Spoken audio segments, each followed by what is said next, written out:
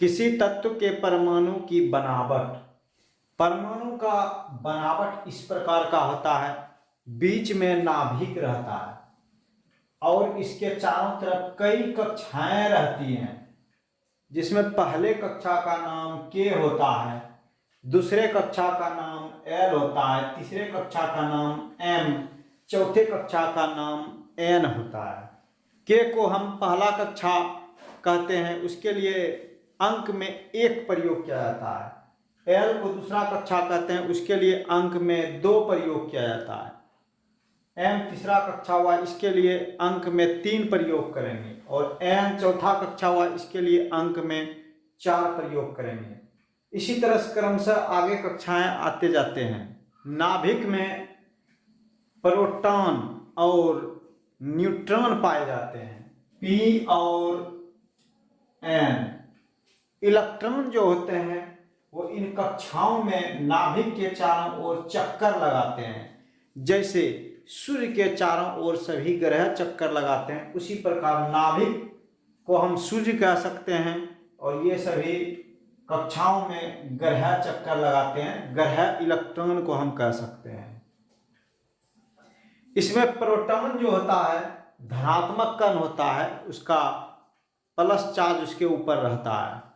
Electron जो होता है ऋणात्मक कण होता है, उस पर माइनस चार्ज होता है। न्यूट्रॉन उदासीन होता है। पी और एन नाभिक में रहते हैं या नाभिक में स्थित होते हैं। इलेक्ट्रॉन नाभिक के चारों ओर कक्षा में चक्कर लगाते हैं।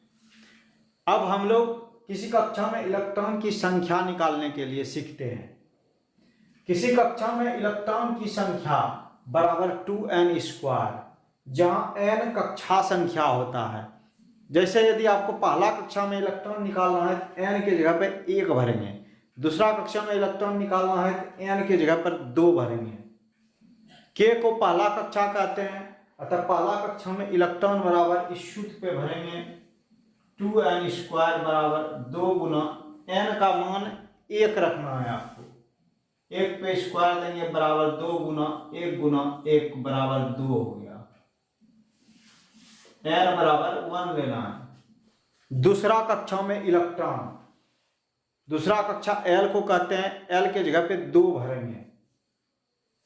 यहाँ n का मान 2 हो जाएगा। 2 गुना n के जगह 2 भरेंगे, 2 पे स्क्वायर हो गया बराबर 2 गुना 2 गुना 2 बराबर 8 आ गया। n बराबर 2 लिखना है आपको। तीसरा कक्षा में इलेक्ट्रॉन, m को तीसरा कक्षा कहते हैं, अतः m के जगह पर 3 का प्रयोग करेंगे, अर्थात n के लिए 3 रखेंगे। 2 गुना 3 गुना 3 बराबर 18, n बराबर 3 लेने पर। चौथा कक्षा में इलेक्ट्रॉन, चौथा कक्षा n को कहते हैं, अतः n के लिए 4 का प्रयोग करेंगे हम लोग। 2 गुना 4 गुना 4 बराबर 32, n बराबर 4 रखेंगे। इस तरह से किस कक्षा में कितना इलेक्ट्रॉन रहता है, इस सूत्र के द्वारा आप निकाल सकते हैं। जय हिंद, जय भारत।